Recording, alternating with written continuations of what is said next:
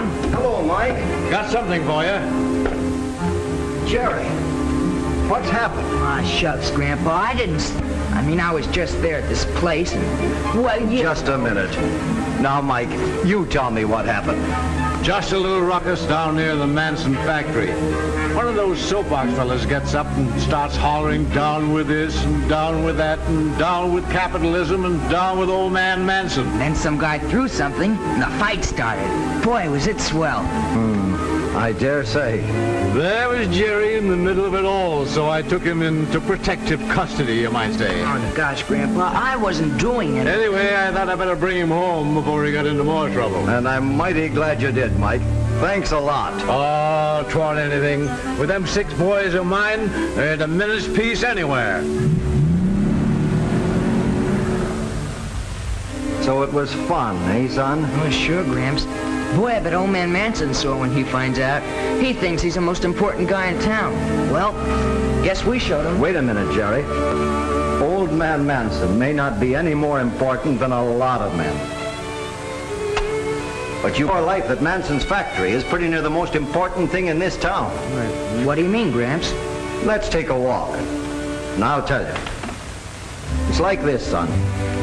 Some people can say a lot of crazy things and make a lot of rumpus, and I suppose it seems like fun to you.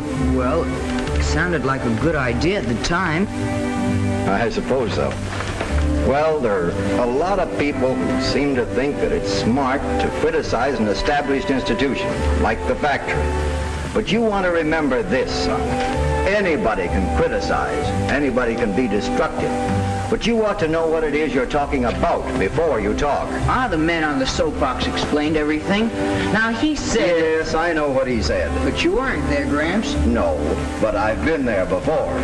I've heard these terror downers, and I know the one thing that man didn't tell you was the truth about the Manson factory. Well, what do you mean?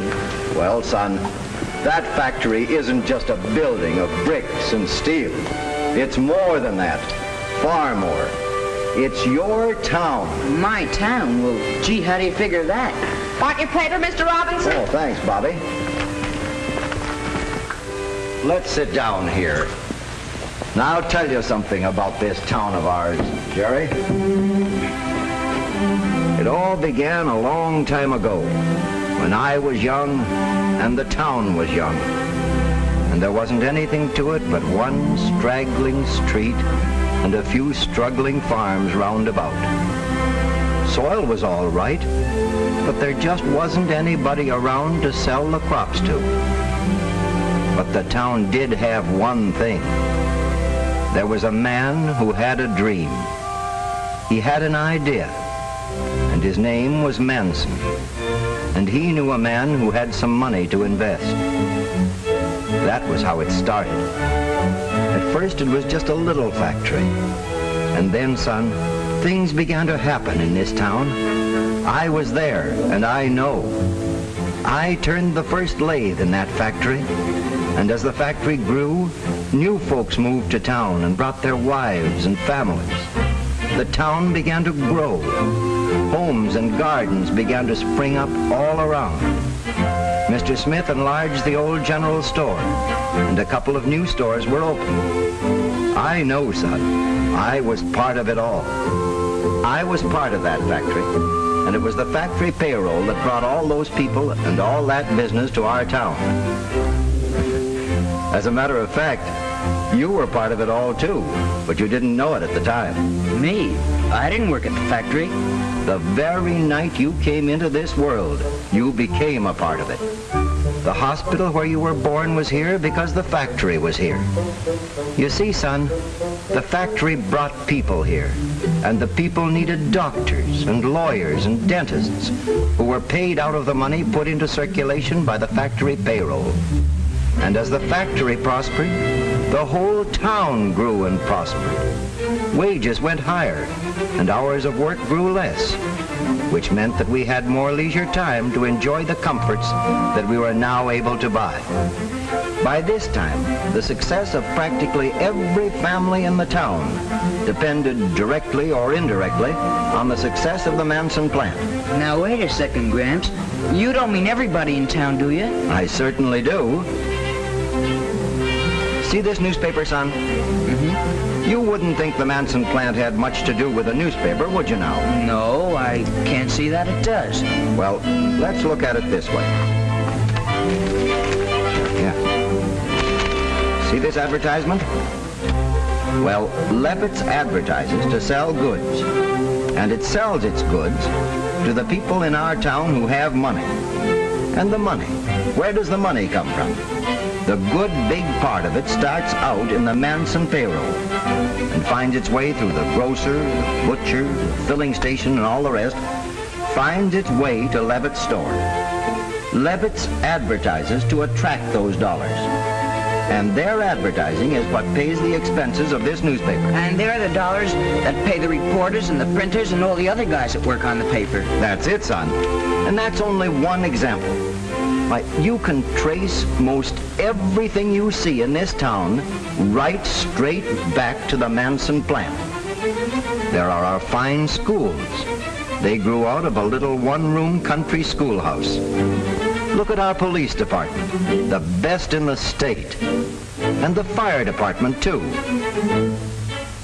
You can't remember the old volunteer bucket brigade, but I was a member of it. It was all we had to depend on. Of course, a lot of folks think that all these things just happened by themselves, or that the town was responsible. And of course it was, in one way. But the factory paid most of the taxes that made them possible. Yeah, I can see all that, Gramps. I can see what the Manson plant means to us in our town. But now you take those farmers you were talking about. What good's Manson's factory to them? That's a fair question. And the answer is that it isn't only in the town where you'll find improvements that can be traced to the factory. Those few poor farms that we started out with in the township have grown into scores of modern farms that are needed to feed this community now. And don't forget, the factory is calling more and more upon the farms for raw materials as industry finds new uses for the farmers' products. And all this came about because of that man named Manson and his dream long years ago. Well, son, a lot of folks think it would be fun to destroy all that the factory stands for. But you see, that factory made your town, and when you're working against that factory, you're working against your own best interests. Gee, Gramps, I never thought of it that way before. Why, when you try to tear down industry, you're working against the very scheme of things that built 1,000 or 10,000 towns like ours and made this country what it is. You mean even places that don't have factories? I certainly do.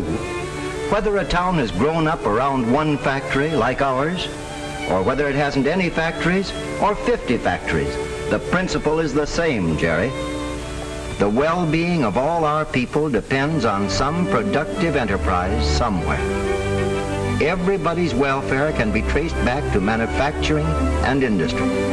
Storekeepers, clerks, bank presidents, lawyers, stenographers, housewives, mechanics, teachers, schoolboys.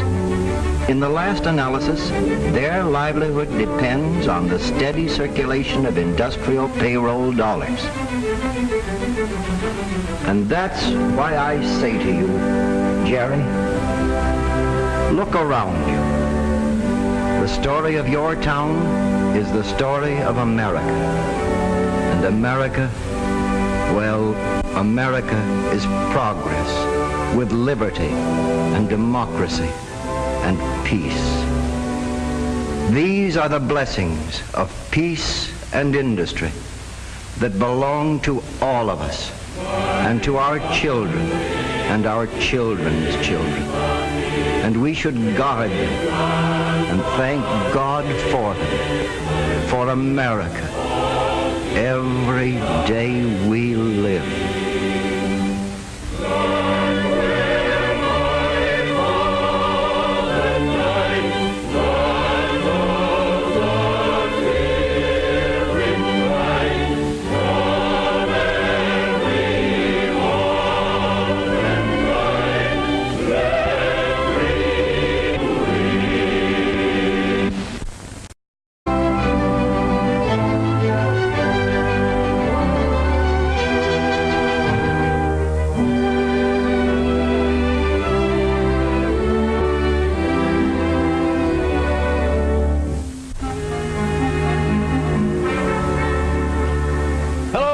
Mr. Robinson. Hello, Mike.